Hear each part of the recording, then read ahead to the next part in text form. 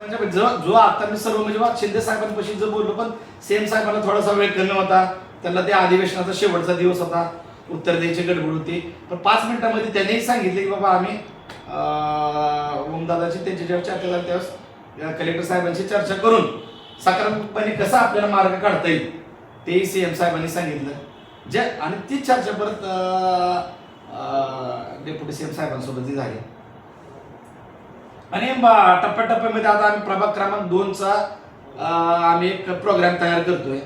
आणि प्रभाग क्रमांक 11 प्रभाग क्रमांक 2 मध्ये आम्ही एक तिथल्या नागरिकांशी चर्चा करू. जो हडको आणि विश्वासनगरचा भाग आहे तिथल्या नागरिकांशी चर्चा करू. कारण असं ऐकण्यात येत होतं की बाबा त्या प्रभागामधनं आपल्याला थोडीशी लीड मिळाली होती, म्हणून कुठेतरी त्यांना सारखं असं हे करण्याचा प्रयत्न होत आहे. म्हणून आम्ही त्या प्रभागासाठी एक विशेष पॅकेज जे पूर्ण विकास कामांचे कामे हे तयार करतोय. तिथल्या नागरिकांशी चर्चा करून तिथल्या काय जे इंजिनियर असतील, जागरूक नागरिक असतील किंवा कुठली कामं आपल्याला करणं गरजेचं आहे त्यासाठी आम्ही एक हे तयार करणार आहोत. आणि प्रभाग क्रमांक 2 साठी त्या शिंदे साहेबांनी बाबा एक शब्द दिला आम्हाला की बाबा तुम्ही घेऊन या, त्याला सुद्धा आम्ही निधी उपलब्ध करून देऊ.